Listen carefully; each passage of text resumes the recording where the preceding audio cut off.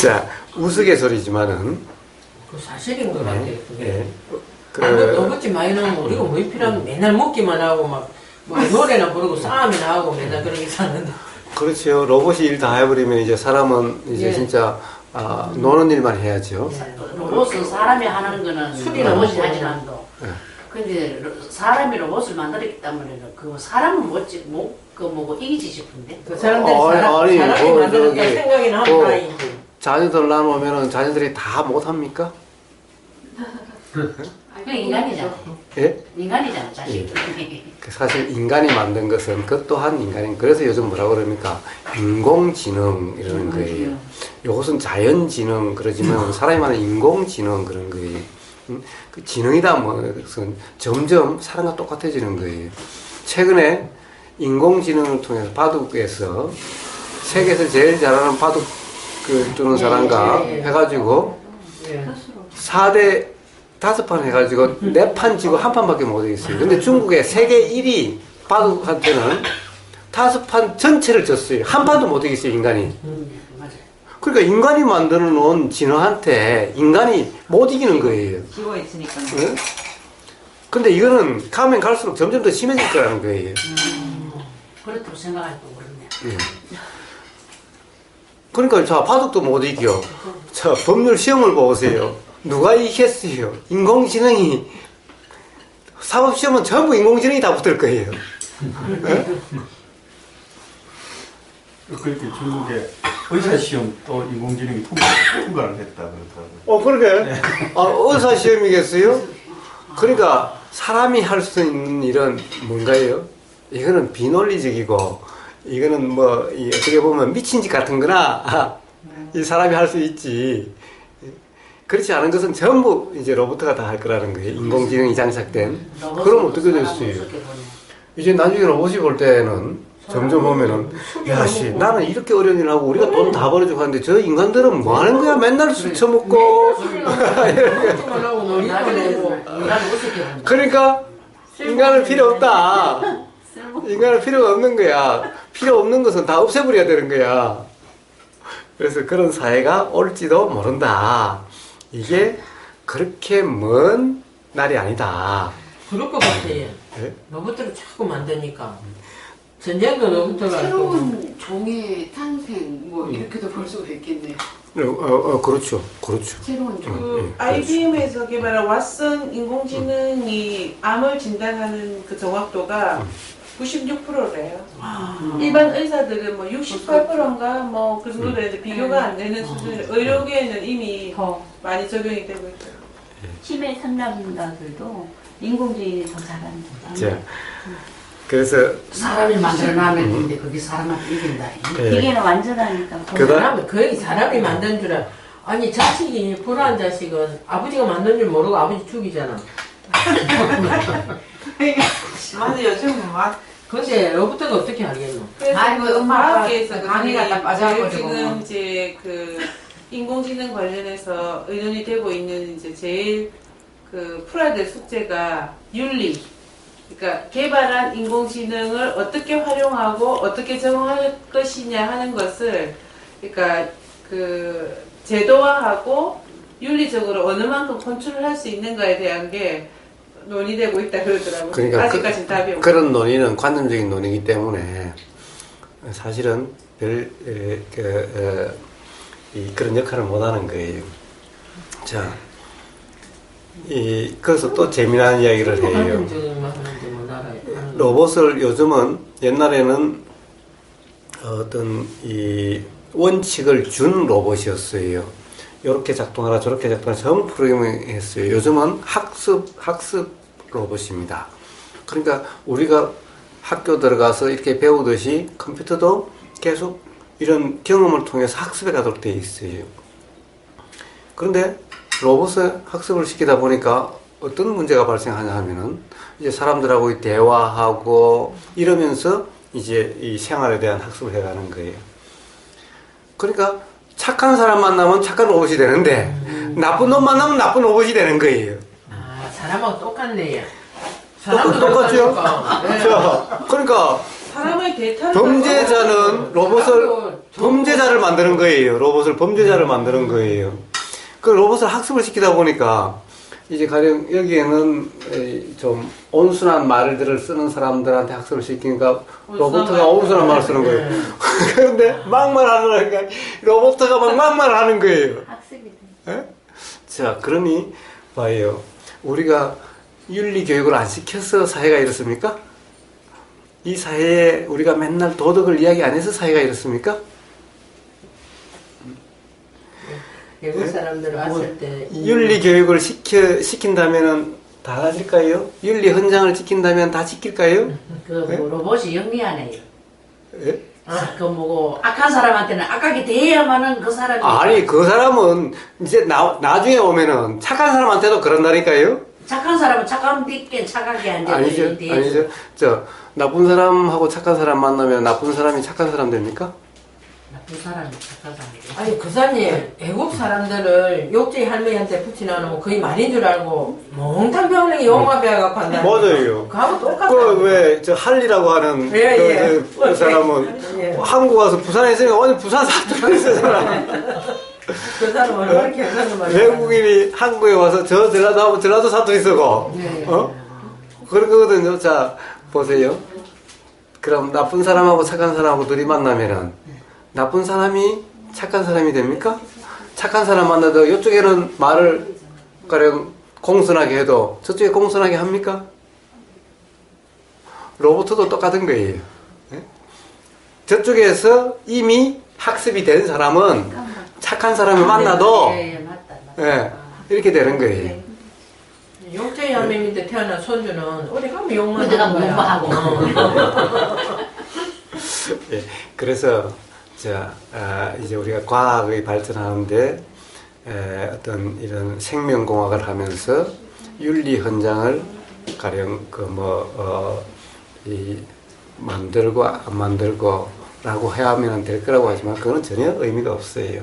의사들이 어떻게 합니까? 의사들은 전부 다 히포크라테스 선서라는 것을 해요.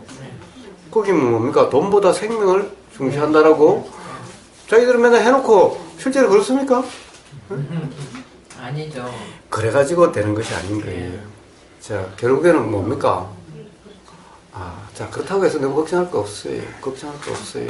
의사들도 보니까 팬이시다. 내 화면 보니까. 오실이 많이 나오시네. 자, 우리는 뭐부터 하기 전에 왜 그런가?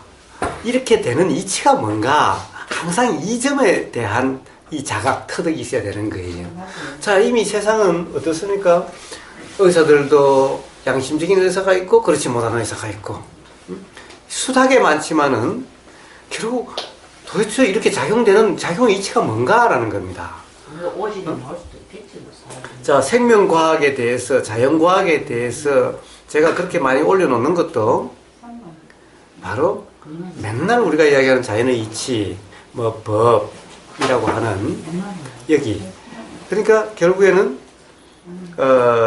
이것과 과학에서 발견된 어떤 사실이 다르지 않다라고 하는 그 감을 갖다가 그것 또한 잡을 수 있다라고 하는 이것을 갖다가 제가 한번 감을 잡는지 안 잡는지 관념과 사실에 대한 이해가 있는지 없는지 스스로 점검해보라고 올려놓은 겁니다. 제가 가끔 이 이야기 중에 과학자들을 좀 폄훼한 얘기들을 좀 많이 했어요. 그것은 어떤 과학자들이 발견한 사실에 대해서 제가 그런 것이 아니라 과학자들이 발견한 사실을 다시 거기에 얽매여서 관념화된다라고 하는 이 점을 이야기한 거지, 발견된 사실이 가령 그것의 가치가 없다라고 그것을 제가 표현한 것이 아니라는 거예요.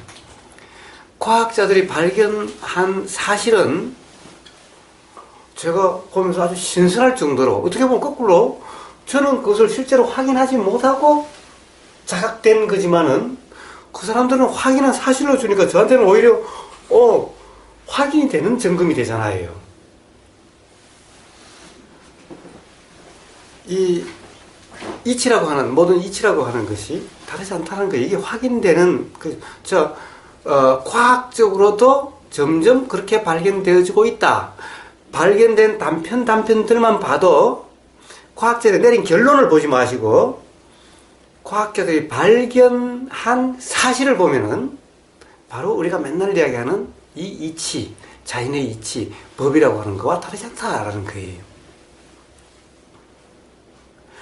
그래서 맨날 우리는 이 수행이다, 수행을 통해서 섭되는 어떤 이런 이치를 가령 공인이 뭐 이렇게 관념적인 표현으로 해서 그 어떤 진리를 아는 그런 것을 갖다가 예를 들면은 말이 아니라 어떤 화두를 통해서라든가 어떤 그런 공인이라고 하는 이런 관념적인 표현으로서 진리를 드러내는데 이런 것 또한 관념이지 실제로 어떻게 보면 이 사실 기반의 진리가 아니다. 진리가 아닐 가능성이 아주 높다. 예. 어떤 그런 것을 값을 잡으라고 제가 올려놓는 겁니다. 진리란 다르지 않다라는 거예요. 진리란 과학 진리라고 종교 진리가 다른 것이 아닌 거예요. 모든 일은 과학이든 종교든 다 사람 사는 세상에서 이 우주 만물 만상에서 일어나는 일들이잖아요. 다른 세상에서 일어나는 것이 아닌 거예요. 그러니까 발견된 어떤 사실이라고 한다면 달라질 수가 없고 다르면 안 되는 거예요. 다르다면은 뭔가가 잘못된 거죠. 바로 뭔가 이런 감을 잡으라고 제가 올려놓은 거고 과학자들이 발견된 사실 그 자체를 제가 폄하한 것이 아니라 발견된 사실을 가지고 다시 관념화시키는 이것에 대해서 제가 그것이 문제다라고 이야기를 하는 것일 뿐인 겁니다.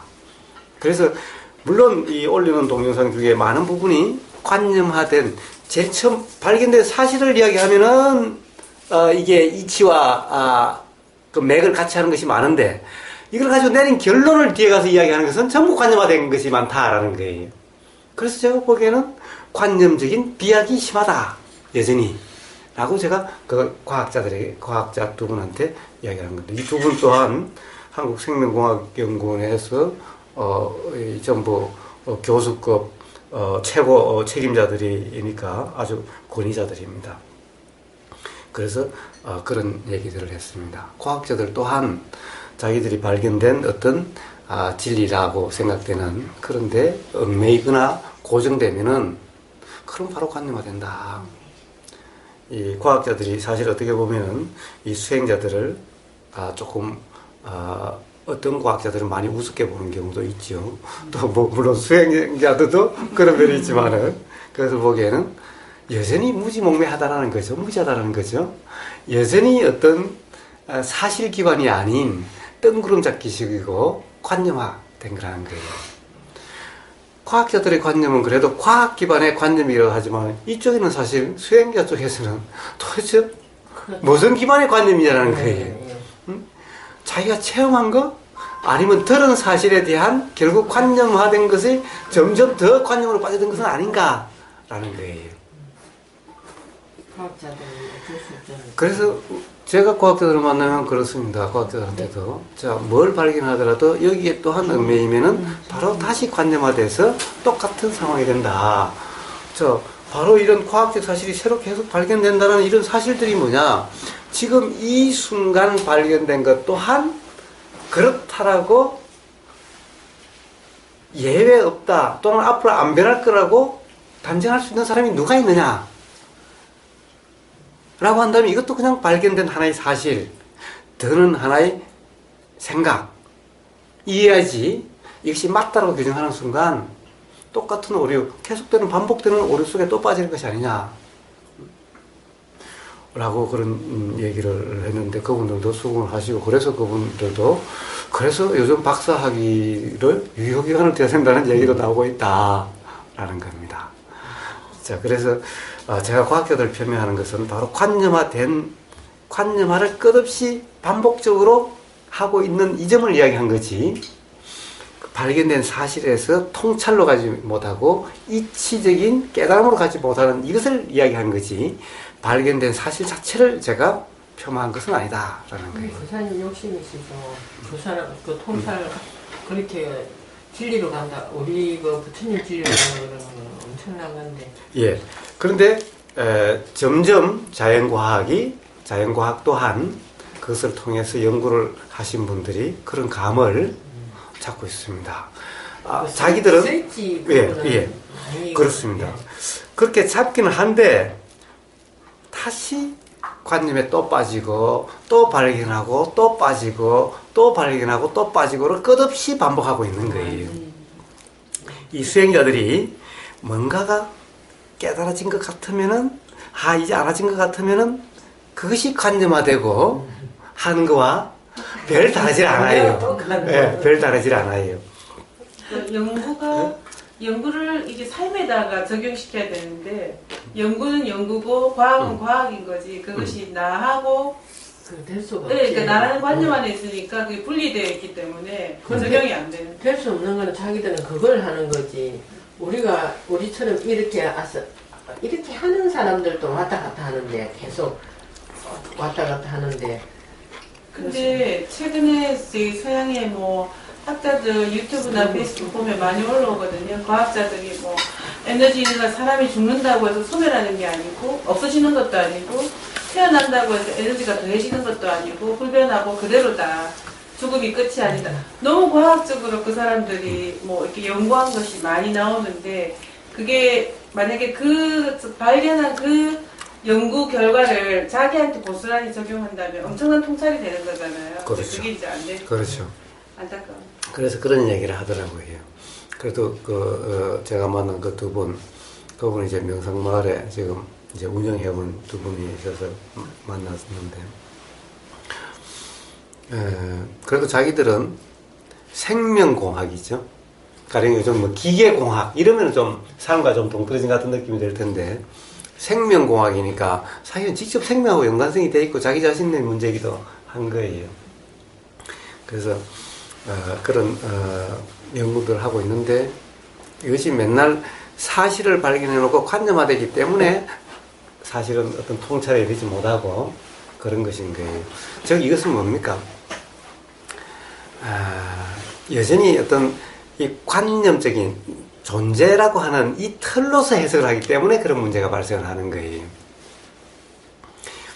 이것을 가져가 이 전제를 놔두고 하니까 맨날 이것을 갖다가 설치라고 발견을 해놓고도 감은 잡았으면서도 다시 그것을 내린 결론은 또 이 존재라고 하는 나라고 하는 나 존재, 너 존재라고 하는 그 시각으로 또 해석을 해버리니까 맨날 이 어떻게 보면 다람쥐 쳇바퀴 도는 것 같은 이런 관념의 이 굴레에서 벗어나지를 못하고 있는 거예요. 그러니까 이 수행이나 비슷해요.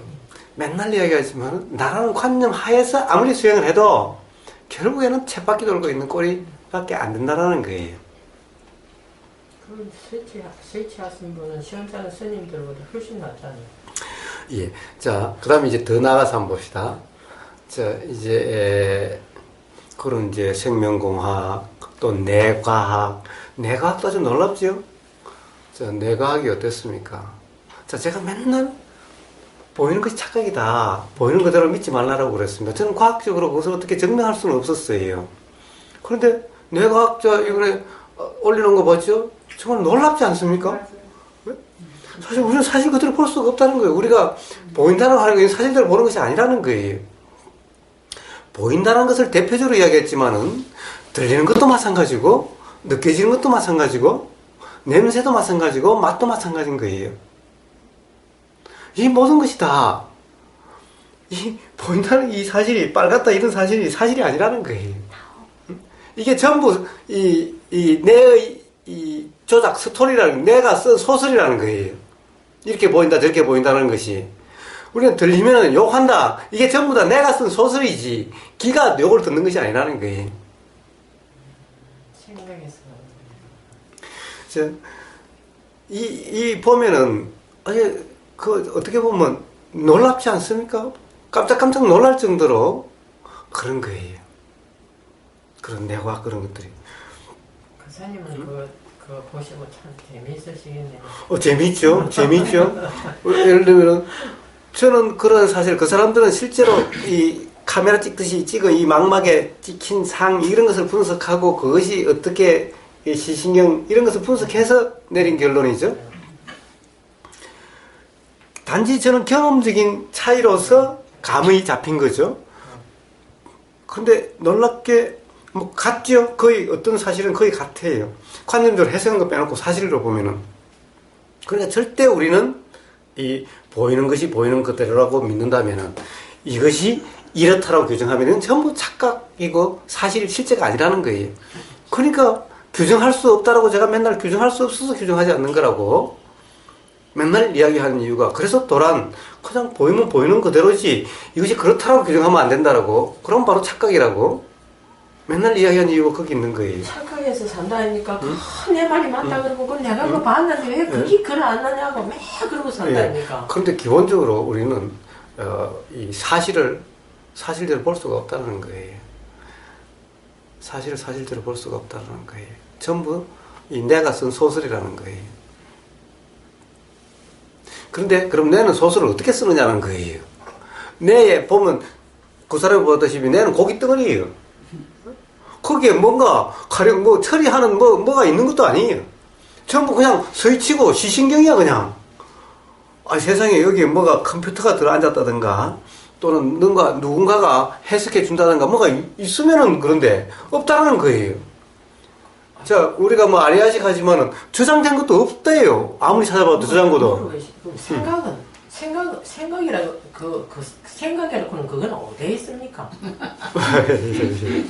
아니 도대체 그거는 형님 뭐 괴로운 마음은 어디서 어디서 자꾸 나와가지고 이 공부도 못하고 방해를 합니까? 어디서 나온 게 아니라 하는데 어디서 온당하는데 내가 아니라는데 뭐. 예. 아니 생각은 아니지. 어디서 오는 것도 아니에요. 어디 저장돼 있는 것도 아니죠. 네. 저장돼 있는 것도 아니죠. 스위치할 것 같아. 제가 맨날 이야기하다시피 이 아레아식이라 뭐 어떤 저장돼 있는 것이 아니다. 맨날 어떤 저장이라고 저장돼 있는 것이 아니라 작용 그 순간 작용을 통해서 상속된다라고. 작용을 통해서 상속된. 그러니까 저장고가 필요 없는 거예요. 저장소가 필요 없어요. 그런데 자꾸 아레아식이 어디에 저장돼 있다가 아레아식이 다음 생으로 넘겨지고 라고 저쪽에서는 그렇게 가르쳐줘요. 60, 70, 80 해가지고 90까지 해가지고 가르쳐줘요. 그러니까 뭐예요. 제가 맨날 아레아식이라고 하는 것도 찰나생 찰나면이라는 걸로서 어디 있는 것이 아니다.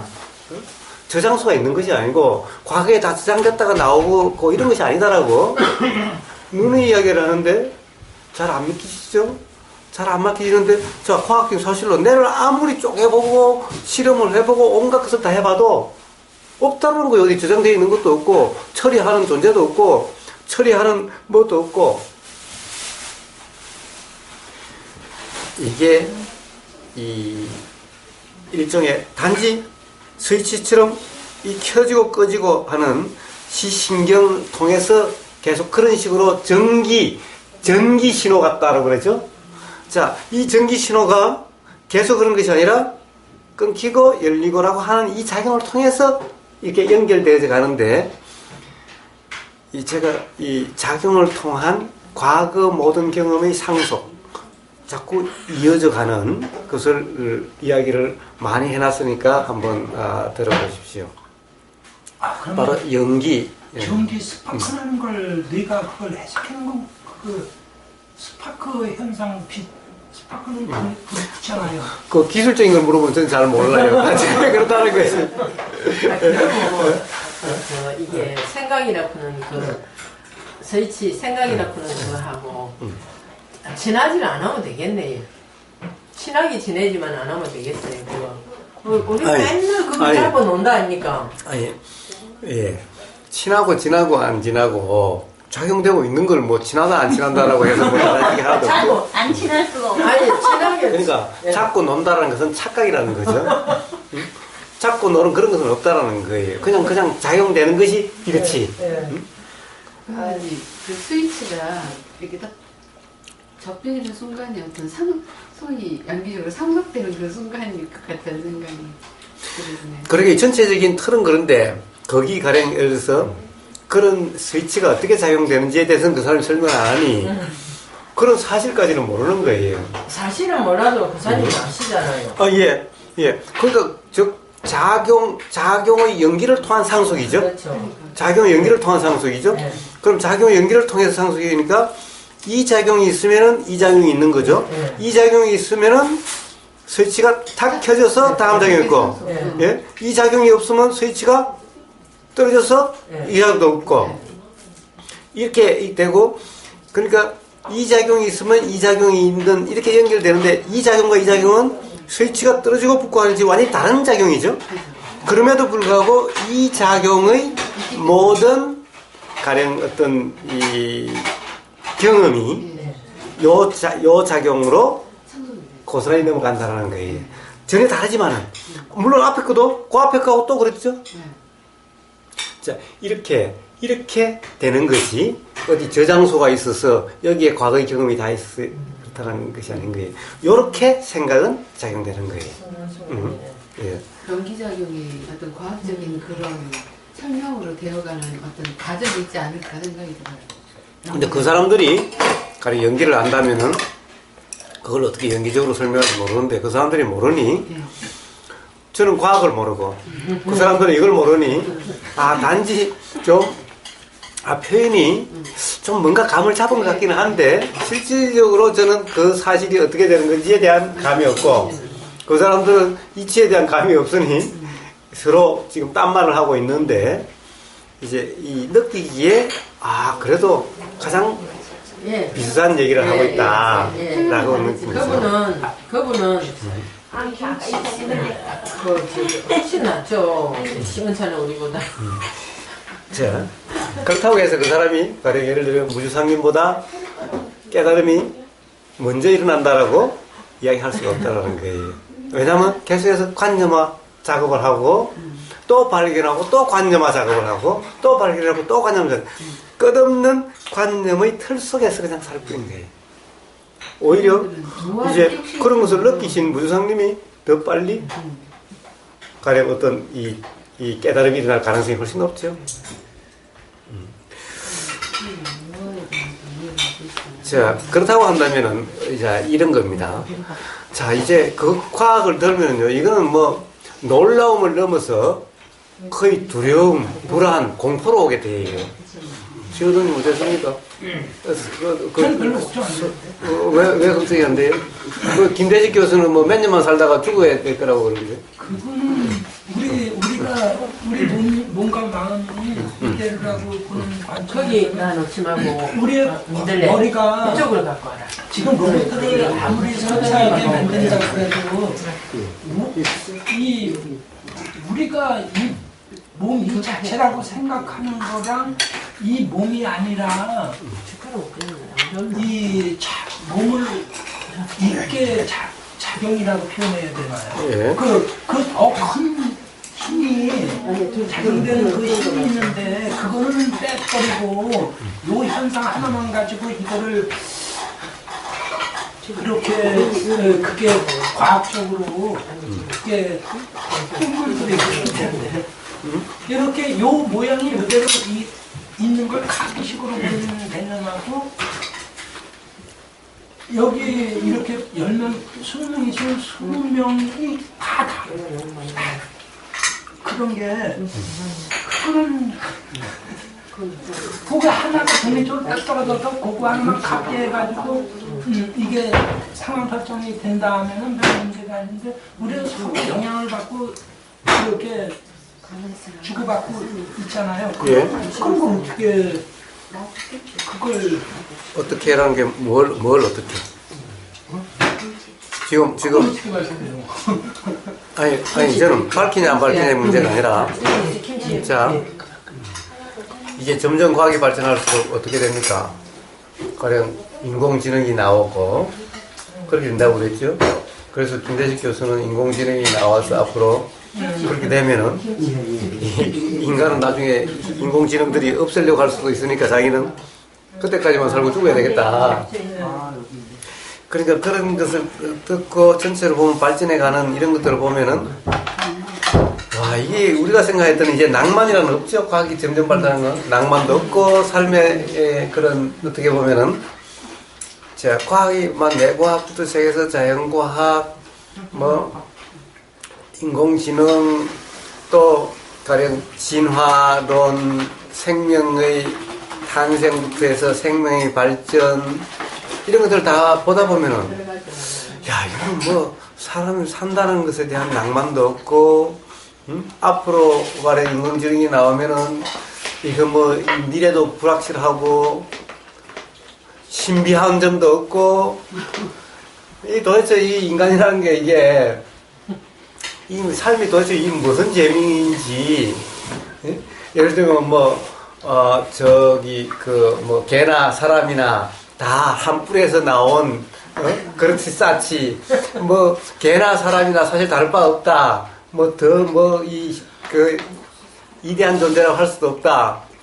라고 이랬으니 이제 뭐 삶이 재미도 없고 인공지능 나와서 인공지능이 사람 죽일지도 모른다고 그러니 또 인공지능이 나와서 사람들 일자리 다 뺏을 거라고 그러니 뭐 그래 우울해지지 않아요? 두려워지지 않아요? 그때 무슨 생각이 왜 우울합니까? 그사님한테 뭐가 듣는데. 우리가 사실 이렇게 풍요로운 세상을 살고 있잖아요. 그런데도 사람들 개인 들어가고 다 행복하다고 말하는 사람 다 불평 불만이고 세상이 안 좋다 이렇게 제가 보기엔 절대적으로 보면은 이거 옛날 나라 임금도 이렇게 못 먹고 살았을 텐데 이렇게 백성이 이렇게 잘 먹고 잘 사는 세상이 왔는데도 사람들은 항상 이 행복한 모습보다는 오히려 더 불평불만이 심해지는 것 같더라고요. 부유한 나라가 더 심하잖아요. 가난한 나라가 더 행복감을 느껴요. 충전을 잘 하고 오면서 옛날에 뭐 빵 받아 먹고 우유 먹던 시절 우유 미국에서 그런 거 받아 먹고 할 때가 더 행복했다니까요. 감정 때문에 지금보다 그런 거 아닐까요? 이 사람의 느끼는 탐욕이라고 거 그러나요? 탐욕이 살은 다 탐욕이 커지면 그 영재주가 없으시네.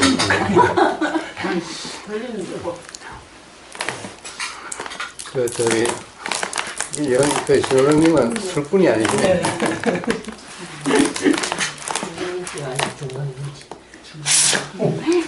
이거 성리산 대송화사를 티슈 여기 쓰인 거 안 멈춰요.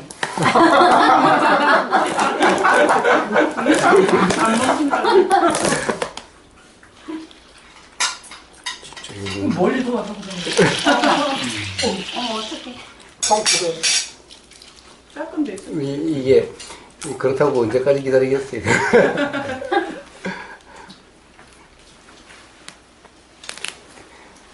그 월요일 애들 오는데 전부 다 취하는 거 아니야? 일단 닦으면 돼. 자, 그래서 그 사실 사람들이 몰라서 사람 대부분이 몰라서 그렇지 사실 알면은 상당히 김대식 교수가 난 그러기 전에 죽을 거다 그런 세상 오기 전에 죽을 거다 그러듯이 그럴 수가 있다라고 봐요. 그래서 지금 크는 애들이 이것도 간입니다. 제일 불쌍하다 그죠? 자, 그러면은 그럼 어떻게 살아야 되는가? 항상 이런 게 중요한 것은 그렇죠. 우리는 과학적인 사실을 위해 사는 것이 아니죠. 과학적인 발견을 위해 사는 것도 아니요. 과학적인 이론을 위해 사는 것도 아니죠. 우리한테 뭐 상대성 이론이면 어떻고, 뭐 인공지능이면 어떻고, 그게 뭔 상관인가요? 항상 내 삶의 삶과 연관선상에서 가령 내 삶이 괴로우냐 아니냐 사실 이게 가장 우리 근본적인 문제죠. 우리가 괴롭지 않다고 한다면은 행복하다면은 뭐 어쩌면 어때요? 어떤 상황에도 행복하다 그런 건 상관없잖아요.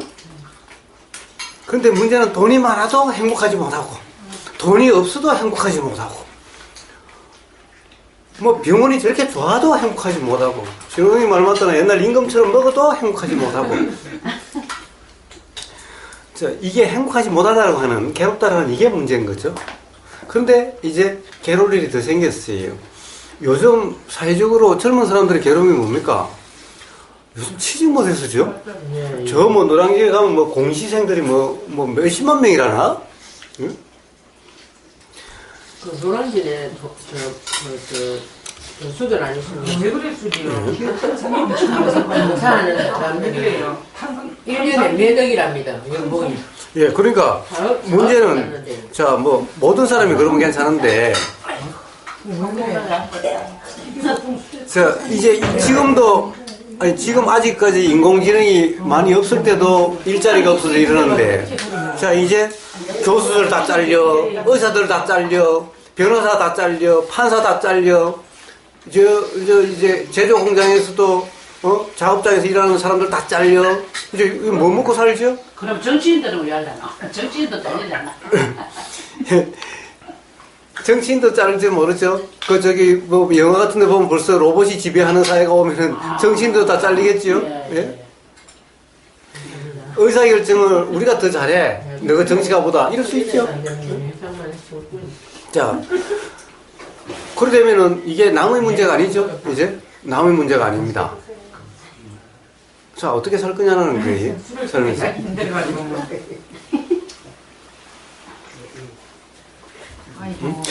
저기 뭐 보니까 그림도 더 잘 그려요.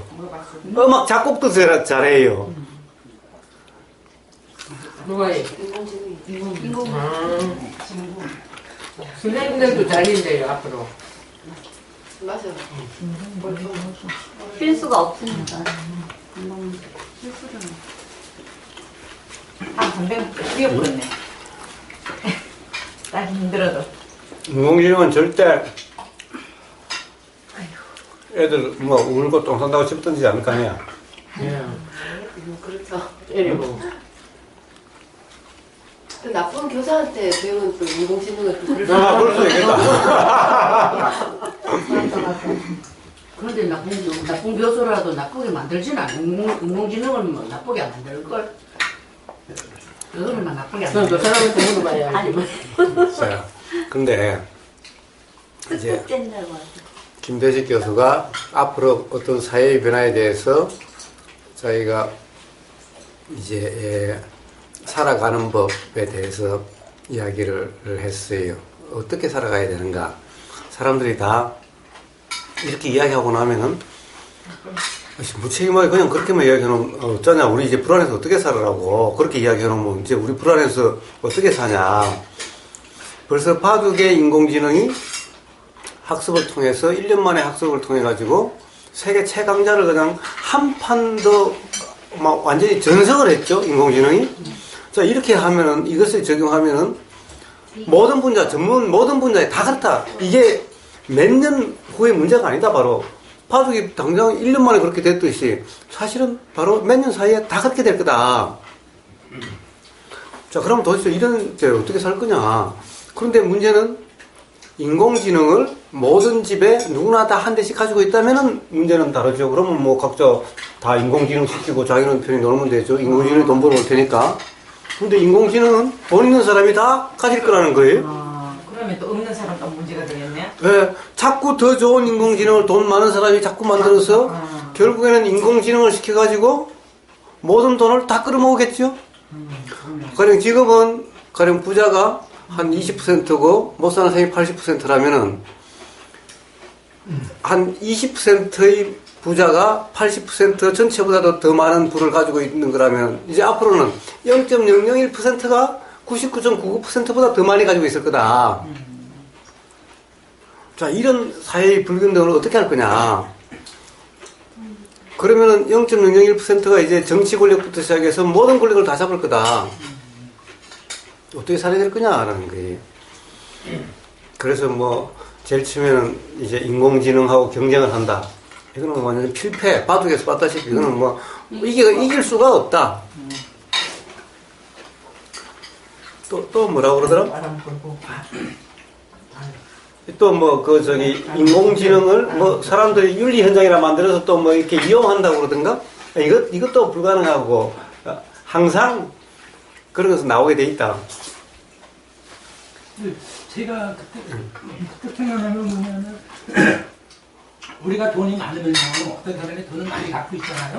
그럼 우리가 그 돈을 갖고 있는 사람을 부러워해줘야지 그 사람이 그 갖고 있는 거에 그 사람의 속성이랄까 자랑하고 싶고 있고 잘나게 되려는 그게 지금은 돈이라는 가치로 이렇게 표현이 되잖아요. 예. 그 많은 사람들이 별로 그거에 대해서 관심을 안 갖고 그렇게 우러러보거나 존경하거나 그러지 않는다면은 돈의 가치는 금방 그렇게 허물어질 거 아니에요. 그러면 굳이 그거는 잡으려고 모든 사람들이 걸리 매달리지도 않고 그런 게 스쳐지하고 또 근데 그게 가능할까요?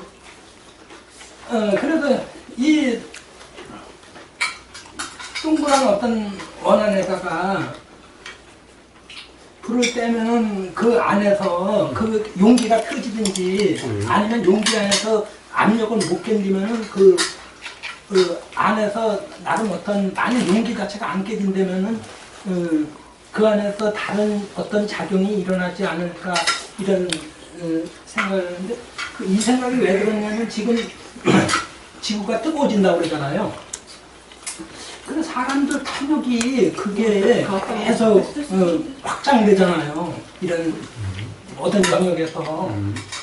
그러면 그 우보고사님이 말씀하시듯 탐욕의 끝은 절망인가요? 뭐죠?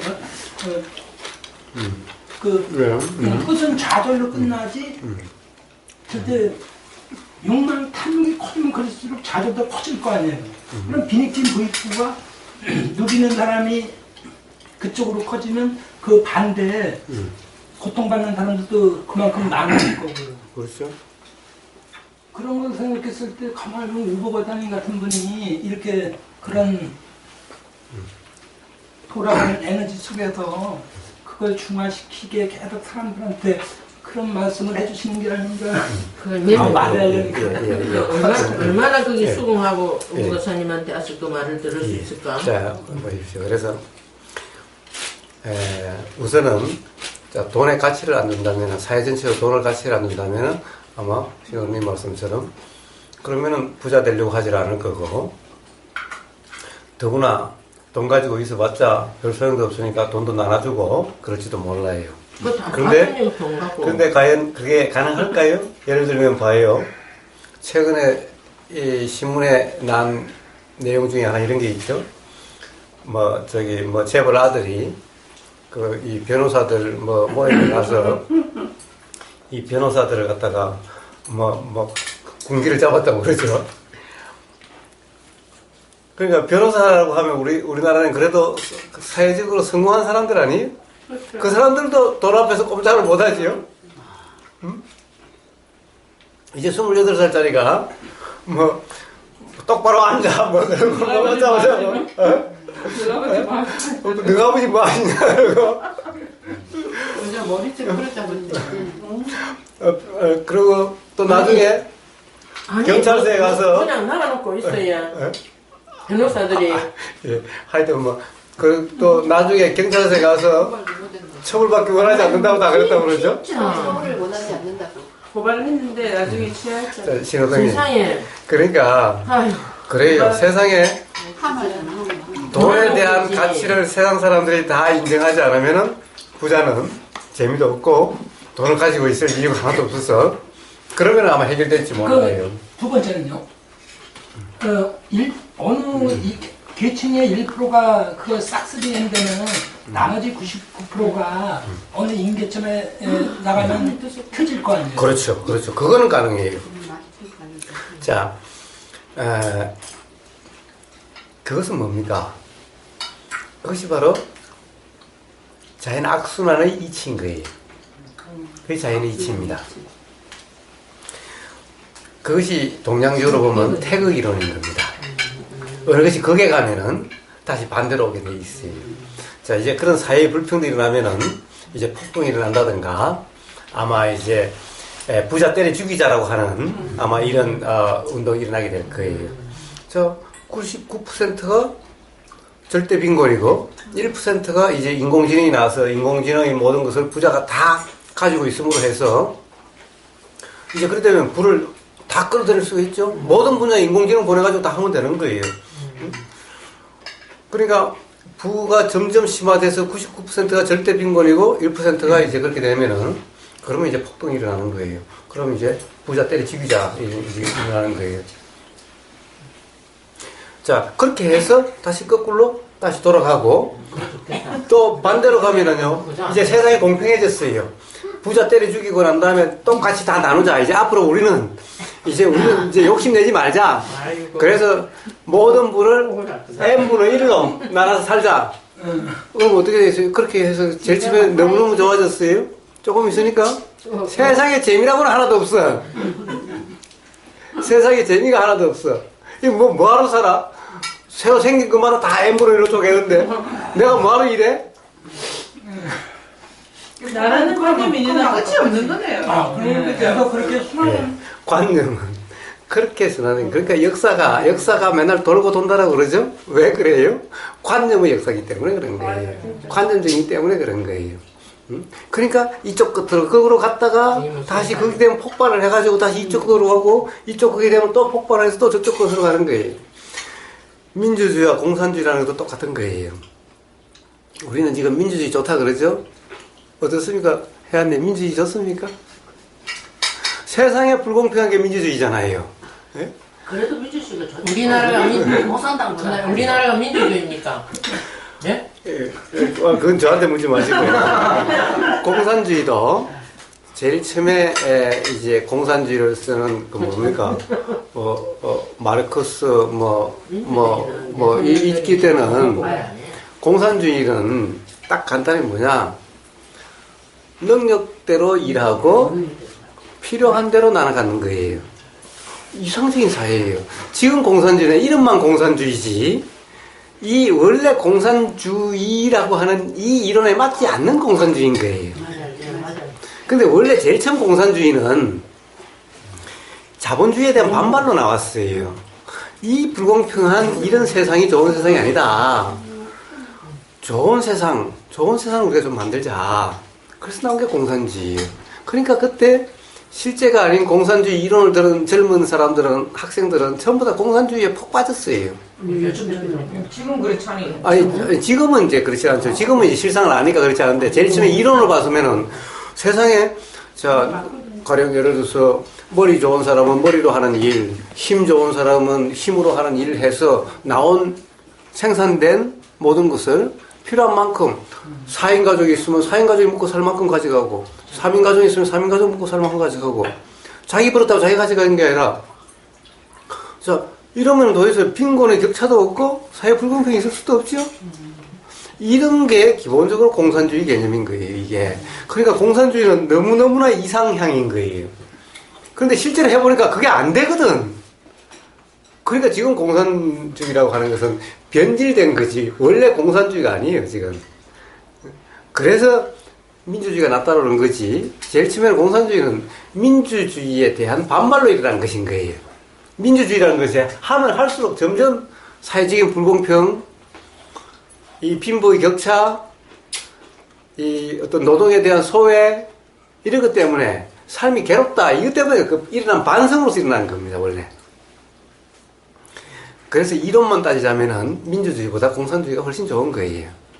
자본주의에 반발해서 태어난 게 사회주의, 정치적으로 민주주의, 공산주의. 자, 그래서 지금 유일하게 그 북한에 있다니까 얼마나 잘 사는 사람 잘 사고 못 사는 사람 못 사니까. 그러니까 자 이제 그런 게 중요한 게 아니라 예, 관념이. 예, 자 관념적으로 사람들은 전부 다 이쪽 극으로 갔다가 이쪽 극에 가면은 다시 이쪽 극으로 오고 이게 끊임없이 이러고 있는 거예요. 그런데 사실은 우리가 세상이라고 하는 우리가 사회라고 하는 국가라고 하는 이런 것은 전부 다 관념 사회인 거예요. 관념 세상인 거예요. 그러니까 뭡니까? 중국에서 나온 태극 이론이라는 것이 바로 이쪽 극으로 가면 이쪽 극으로 오고 이쪽 극으로 가면 계속 인류의 역사는 계속 그런 것이다 라는 거예요. 자, 이 예외에서 벗어난 것이 하나도 없어요. 물론 이제 인공지능이 발전해서 그렇게 가면은 이제 인공지능이 인간을 죽이려고 할 거고 그러면 이제 인간이 또 인공지능을 죽이려고 할 거고, 인공지능과 인간이 만들어 놓고 그런 인공지능과 인간의 전쟁이 일어나게 될 거예요. 자, 우리 그런 영화 많이 나왔죠, 이미? 그런 영화 이미 많이 나왔어요. 이 로봇과 이 사람 간의 이 전쟁. 예. 제일 처음에 로봇이 인간을 배신을 해서 했는데, 다시 그 배신한 로봇을 다시 없애려고 이 전쟁을 하는 거예요. 그 과정에서 인류가 멸망되기도 하고, 이런 이제 막 소설, 영화가 나왔던 거예요. 어쨌든 이런 것들이 봐요. 지금 실제로 그렇게 가고 있어요. 실제로 가고 있어요. 그러니까 그 해결 방법이 하나님 만들어가지고 그 만들어지니까 엄마인데 부모를 잡아내는 일이 그렇죠. 사람의 그 탐욕이라고 일컫는 그런 부분이 해소되는 방법이 인간에게 로봇을 등장시켜갖고 좌절을 맛보게 하는 그런 스토리냐. 어쨌든 인간들은 요새 지가 진짜는 줄 알고 아주 계속 그렇게 확장돼 가고 있잖아요. 도사님, 자, 예. 많이 필요 보여. 우리는 우리끼리만큼만. 그러게 돈만 닦아. 더만 맞고. 저는 형님 맨날 뭐 하면은 예. 야야 시끄럽다 예. 돈만 닦아라. 자, 아이 시끄러워서 맨날 돈만 닦아라. 근데 도 닦아도 그 뭐고 검전 있어야지 도가 닦기. 검전 도가 닦기. 자, 그래서 와도 금전하고 과학자들이 뭐 필요는 돈 닦는 어떤 대안을 제시해도 결국에는 그 이야기를 한 과학자는 그런 세상이 오기 전에 자기는 죽고 싶다. 즉 대책이 없다 이 얘기죠. 그러니까 자기는 죽고 싶다. 그런 세상 오기 전에. 그 대책이 없다는 얘기죠. 자, 대책이 없을까요? 자, 이 세월 일이니까 애들도 애기 한 명 놓고 안 논다 하니 니 더 나아 소리 하기 싫고 진짜로 부모 마음에는요. 그냥 안 놔도 아이고 애기 낳아라 하는 말 하기 싫고 이 세상 일이니까 애들 보니까 불쌍한 애들 막 너무 보면 아이고 쟤들 앞으로 어쩌나 우리는 60년 다 살았단 말이야. 참 불쌍하다는 생각이 와, 그런데 그러네요. 행복하라는 생각이 안 들고. 자, 어떤 사람은 이 좋은 세상에 어떻게 죽지? 어떻게 죽지 하는 사람도 있는데 천년만년 살고 싶은 사람도 있을 텐데. 자, 이제 애들 안 놓는 거야. 자, 사실은 아기를 놓고 안 놓고 하는 것도요. 그것도 조금 전에 이야기했다시피 많이 낳다가 적게 낳다가 또 많이 낳다가 이럴 거예요. 예? 이제 점점 안 나서 인구가 줄어도 보세요. 어떻게 되겠어요? 진짜 맞다. 나중에 또 열매 또 넣을 거다. 이제 집에 식구가 많은 사람이 부자가 되는 세상이 와요. 집에 식구가 많은 사람들이 힘이 되는 세상이 와요. 결국에는 사람이 사회를 갖다가 지배를 하는 거예요. 제가 우스갯소리 한번 해드릴게요. 우리 집안을 보면은 우리 큰아버지는 제일 큰아버지는 실제로 이제 딸 하나밖에 한국에서 보면 없어요. 나중에 아들을 하나 얻으셨지만은 딸 하나밖에 없어요. 우리 아버지 형제분이 6 형제인데 이제 고모님이 2분이니까 고모님은 이제 출가를 하셨으니까 그러면 이제 그 큰아버지 삼촌들 해서 아버지 형제분이 아들을 내신 거예요. 그럼 큰아버지고 두 번째 큰아버지는 작은 할아버지 앞으로 양자를 갔어요. 그 다음에 이제 세 번째 이제 아들이 이제 제 선친이신 거예요. 그럼 세 번째 우리 아버지는 아들 셋, 딸 셋을 이제 가지셨어요. 이제 막내 삼촌은 이제 아들 셋, 딸 하나를 했어요. 그러니까 이제 막내 삼촌은 그런데 이제 우리 아버지가 이게 둘째 형님은 양자같이 큰아버지는 아들이 없으니까 우리 아버지가 저를 큰 집으로 양자 보내고 그러니까 우리 아버지가 사실은 우리 집안을 장악한 셈이죠. 맞네. 예? 그렇잖아요. 우리 아버지 자손으로 이 집안이 이제 종손 쪽으로 가게 된 거예요. 예? 제가 양자를 가서 종손이 됐으니까. 우리 집안하고 그러니까 우리 아버지가 이 사실 두 번째 형님은 다른 어떻게 보면 작은 할아버지한테 갔으니까 종소나 맥을 우리 아버지가 그냥 장악한 셈이 됐잖아요. 응? 지금 뭡니까? 자식이 많으면 집안도 장악한다니까요.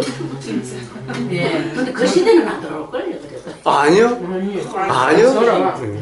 아니요. 저 애 키울 때 돌넣기 운동을 엄청 많이 했잖아요. 우리처럼 못 놓고 내가 안 나가. 예, 못 넣게 하고 그랬는데 4명 데리고 나가면은 아이고 막 나갔고 옆에서 엄청 핀잔을 주고 근데 지금 보세요. 그 시절에 많이 나라 그러잖아요. 아이고 근데 저 집이 내 나가고 예, 아버지 돌아가셨는데 아들 전부 다 했다 그러잖아. 2명 그 넣기 운동하는데 여러 명 데리고 댕기기네 그 나라에 그거 저거 한다고 얼마나 핀잔을 주고 맞아. 눈치 얼마나 눈치 봐 먹었다고 그렇게 다니면서 내딴 옛날에는 그랬는데, 우리처럼 못 요즘은 놓고 내가. 자랑아. 둘러프 운동 했잖아. 하나 넣고 운동하고. 지금은 뭐 놀아. 지금은 뭐나로 하는 거? 7천만 원 1억 준다 해도 안 넣고 이렇게 지금 이쪽에 성남으로는 1억 안 노니까 젊은 사람들. 그러니까 성남 이쪽으로 애 넣으면. 근데 요즘은 시집 장가도 안 가려고 그래. 하고 둘째 놓고 이러면 1억 준대요. 네, 뭐 하여튼 그런 모든 문제는 성남 쪽이가 아니라 결국에는 이리 이리 갔다 이럽니다. 추천이. 모든 관념 세상은 사오고 그게 있습니다. 그리고 자, 다 이게 엄마들. 이제 민주주의도 언젠가는 이제 다시 또 사회주의나 또는 독재로 갔다가 또 그러면 또 민주로 갔다가 아마 또 독재로 갔다 이럴 거예요. 독재가 안 된다고요? 아마 앞으로 또 독재가 나올 겁니다. 보세요.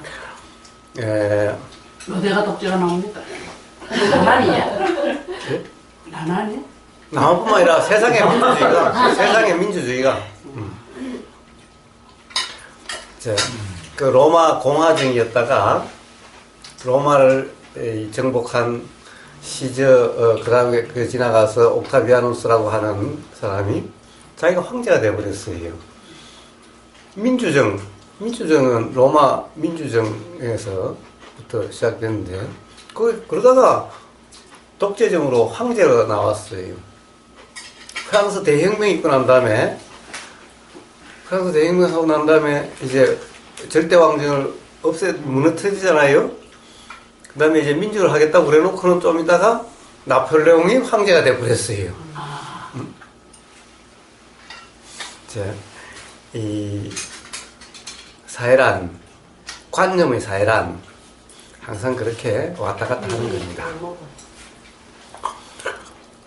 세상에 이제 가령 이제 AI라든가 인공지능이라든가 또는 이제 점점 절대적인 부를 가진 사람이 나타날 수가 있어요. 예를 들면 우리나라도 재벌로 해서 자꾸 부자의 비중은 부자가 자꾸 더 큰 부자와 나머지 이렇게 돼서 이 비중이 점점 커지는 거예요. 어느 날 절대적인 이제 부가 이렇게 되면은 이놈 나라가 정말 마음에 안 드는 거예요. 부자가 딱 보니까 대통령 갈아치워. 이제 꼭두각시 세우다가 그것도 안 되면은 이제 인공지능 동원해가지고 그냥 해서 그냥 독재 되는 거예요. 옛날보다 독재가 더 어렵다고요? 아니요, 절대 어렵지 않아요. 왜 어렵지 않습니까? 방송 장악하고. 문재인이 이재용 했는가? 에이. 예. 자, 여론 장악하면은요, 이게 독재예요. 자, 방송을 통해서 여론 조작하기는 일도 없어요. 옛날 방송이 없으면 오히려 더 어려웠어요. 그러니까 민주주의 이렇게 문명이 발전하면 절대 독재가 안 될 거다. 천만의 말씀. 이제 점점 독재하기가 더 쉬워요. 왜 그래요? 그런 얘기 있지 않나요? 사람마다 태어날 때 침만 하나 심어놓으면요, 요즘 이미 우리는 발가벗겨지는 세상에 살고 있어요. 왜 그러냐? 백화점에 가서 돈 쓰면은 그것이 전부 그 사람이 뭘 샀는지 뭘 했는지 다 알아요. 은행에 돈 넣고 빼고 한 거 다 알아요. 요걸 다 모아보면은 이 사람의 약점이 뭔지 이 사람이 뭔지 알아요. 요 사람 조종하기는 일도 없어요. 식은죽 먹기예요. 응? 데이터로 존재하는. 예. 그러니 가면 갈수록 독재하기가 더 쉬운 거예요. 옛날보다 훨씬. 그래서 자 독재가 안 온다? 그렇게 장담할 수가 없어요. 지금 가는 길이에요. 제가 어디로 가요? 아니 독재가 가는 길이에요. 예. 자, 사회란 항상 관념적인 사회란, 관념의 세상이란 항상 이쪽 극단으로 갔다가 이쪽 극단으로 갔다가 있는데 왜? 관념은 어떻게? 관념의 끝은 괴로움이에요. 괴로움의 끝은 어떻게 돼요? 괴로움 벗어나고자 하는 반동인 거예요. 또 그러면 이제 요렇게 해서 괴로움이 경험됐죠? 그러면 이제 이렇게 하지 않으려고 함으로써 괴로움 벗어나려고 해요. 그러면 이렇게 반대로 오죠? 저렇게 해서 괴로웠는데 이렇게 하면 괴롭지 않아요. 그러나 이렇게 하다 보면 또 괴로워. 그럼 또 저렇게 해. 또 괴로워. 또 이렇게 해. 끝없는 이것의 반복인 거예요. 인간의 역사는. 즉 관념적인 세상의 역사는 이런 것인 거예요. 그거 따라다니면 힘들어요. 자, 그런데 이것은 이치적으로 너무나 간단해요. 그게 사람이 스스로 그렇지. 네.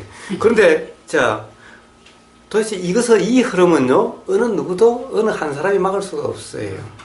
어느 한 사람이 막을 수가 없어요. 그러면은 도대체 나는 이렇게 고고하게 사는데 왜 나도 그래야 되냐? 자, 그런데 그러면 도대체 어떻게 살아야 되는가?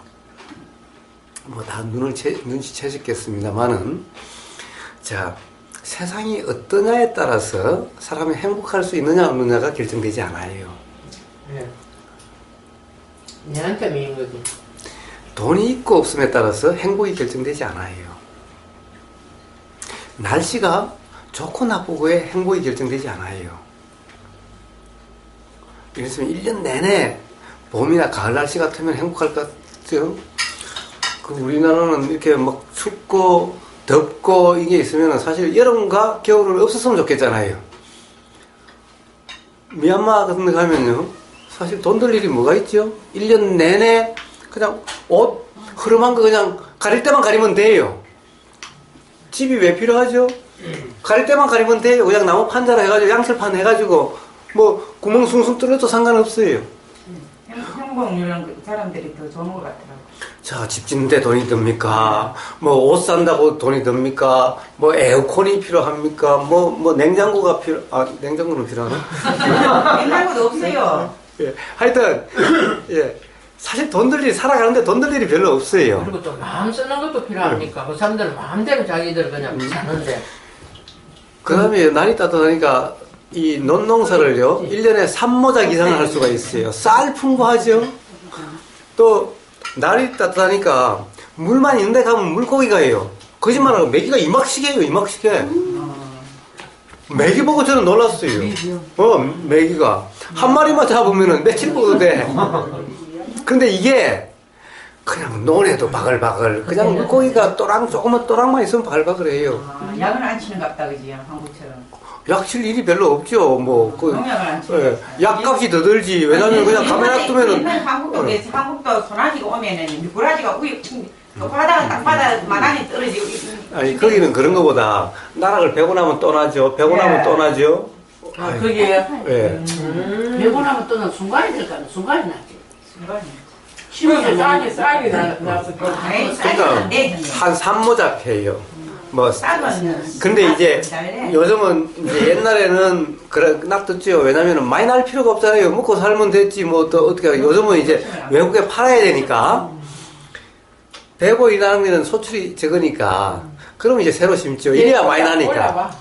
그 이제 옛날에 요즘은 팔아먹을 수가 있지만 옛날에는 팔아먹지 못하니까 그럼 그냥 놔둬도 되죠. 뭐 일 안 하면 되지 뭐. 먹고 사는 데 문제 또 쌀이 없으니까. 올라와서 뭐 열린다니까.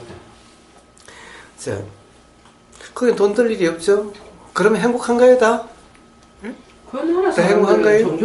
종교가 있으니까. 저 사람들이- 사우디는 1년 내내 비는 별로 오지도 않고 사막에다가 햇빛이 쨍쨍그려요. 그럼 사람들이 다 불행한가요? 자, 뭘 이야기하냐면은 날씨 조건, 기후 조건, 환경에 달려있지도 않아요, 행복이. 예? 돈에 달려있지도 않아요. 뭐 변호사 되고 판사 되고 뭐 의사 되고 검사 되고 다 행복한가요? 거기에 달려있지도 않아요. 내가 대통령, 국회의원 돼서 내가 직접 통치해야 행복한가요? 행복이란 거기에 달려있지도 않아요. 그래 달리진 않아요. 그럼 도대체 어디에 달려있냐는 거예요. 자, 내 마음 세상이 어떻게 변해도 가령 행복은 여기에 달리는 것이 아니라는 거예요. 그러니까 걱정할 필요가 없는 거예요. 그런데 세상에 따라서 내 행복이 달라진다는 사람은 걱정되지요. 그러나 세상에 따라서 내 행복이 달려있지 않다는 것을 자각한 사람은 걱정할 필요가 없어요. 세상이 어떻게 되든. 어차피 세상은요, 가령 어느 한 사람이 붙잡을 수가 없어요. 스님들 하는 소리지 뭐예요. 자, 예수님도 붙잡을 수 없고 부처님도 붙잡을 수가 없어요. 예수님도 되돌릴 수 없고 부처님도 되돌릴 수 없어요. 부처님 나라가 망한 걸 부처님도 되돌릴 수가 없어요. 세상의 움직임을 이 현상계가 움직이는 것을, 또 실상계도 마찬가지예요.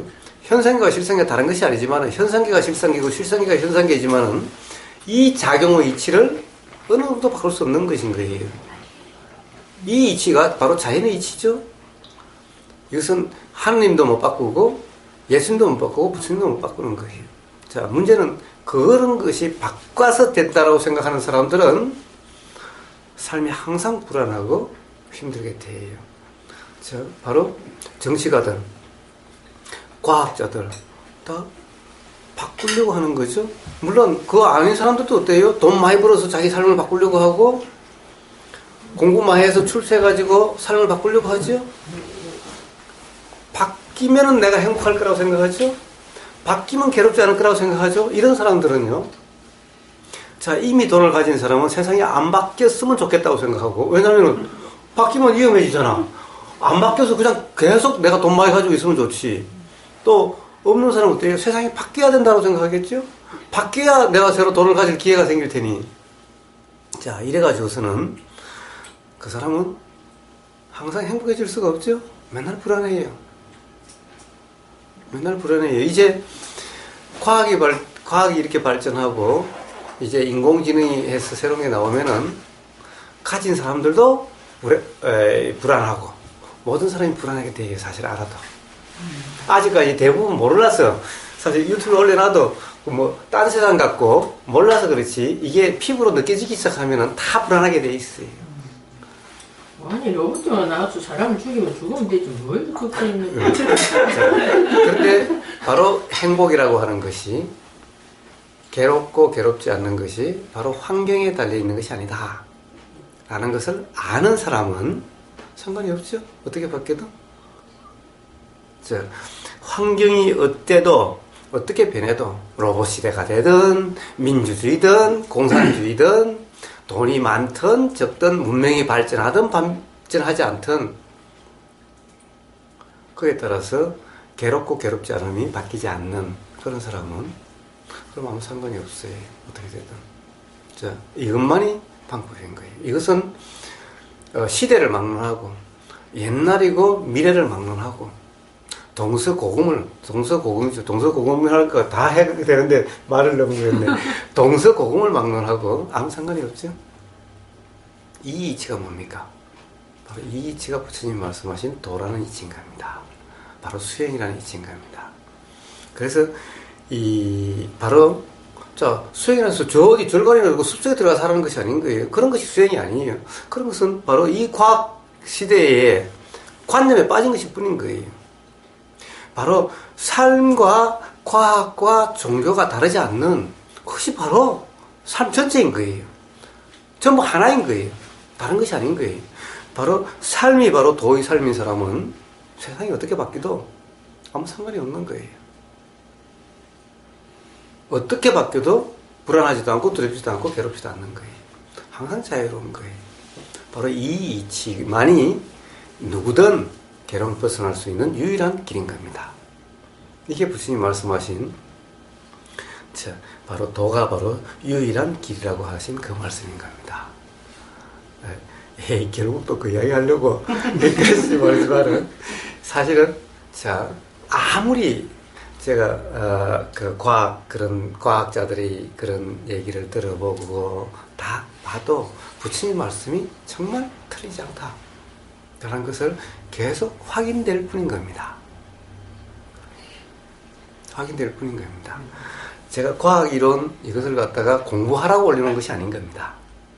결국 여기에서 바로 그런 자각이 일어나는지 안 일어나는지, 삶이 다른 것이 아니다 라고 하는 그것을 이야기하고자, 그것을 감을 잡으라고 제가 올려놓은 겁니다.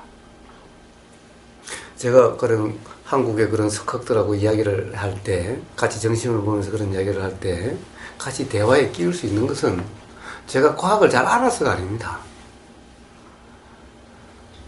과학자들은 과학 발견된 사실이나 그런 것을 이야기하면은 저는 바로 그런 이치를 이야기하는 거죠. 그러면서 대화가 되는 거예요. 그러니까 반드시 과학을 다 알아야 된다는 것을 이야기하는 것이 아닌 겁니다. 뇌과학 하니까 우리가 뇌를 다 알아야 된다는 것을 이야기하는 것이 아닌 겁니다. 그러나 그렇다고 해서 저건 딴 세상이고 또 저 종교는 딴 세상이고 이렇다라고 또 생각하시지도 말라는 겁니다. 이치란 다르지 않다는 겁니다. 진리란 과학 다르고 종교 다르고 또 그냥 일반 생활 다르고 이런 것이 아니라는 겁니다. 종교는 저 산중에 있고 과학은 저 연구실에 나 있고 내 삶은 삶이지, 이게 아니라 다 그냥 이 삶의 일부분이고 그런 것이 어울려서 삶이 된다는 겁니다. 그 이치는 똑같은 이치지 다른 이치가 아니라는 겁니다. 그래서 어느 하나 삶에서 그래 이거는 나와 관계없고 이거는 나하고 관계없고 또는 이것은 내 세상에 이걸 꽁꽁 붙잡고 있고 라고 하는 그런 것이 아니라 매 순간 경험되는 모든 순간이 다 삶의 점검으로서 이 점검을 통해서 이치가 자각이 되고 터득되고 해서 자유로운 삶, 괴로움이 없는 삶이 되시라고, 그런 점검이 되라고 제가 올려놓은 것일 뿐인 겁니다. 정말 로봇이 사람 힘이 살렸으면 아니, 부사님은 어느 경계에 가시도 거기에 맞출 수가 있으시는 거죠.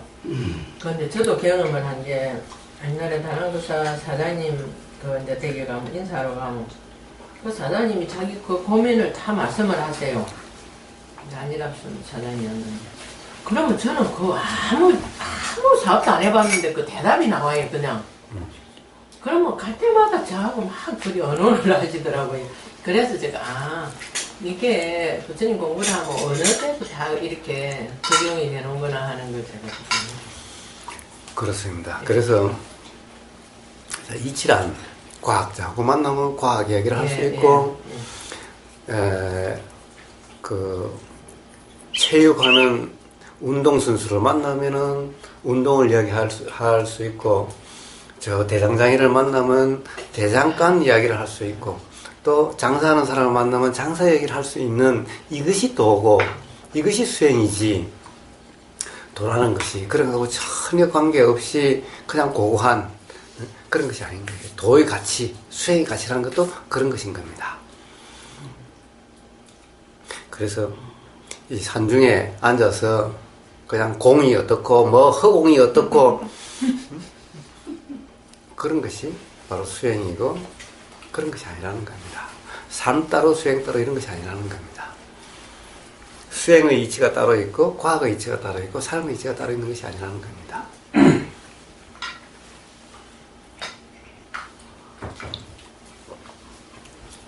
그러니까 대장장이도 자기 일을 통해서 도를 깨칠 수 있고 깨달으면 이치를 깨달을 수가 있고, 장사하면 장사의 경험을 통해서 도를 깨칠 수 있고 바로 이치 법을 깨칠 수가 있고, 과학자들은 과학을 통해서 바로 이치를 깨칠 수 있는 이런 것인 겁니다.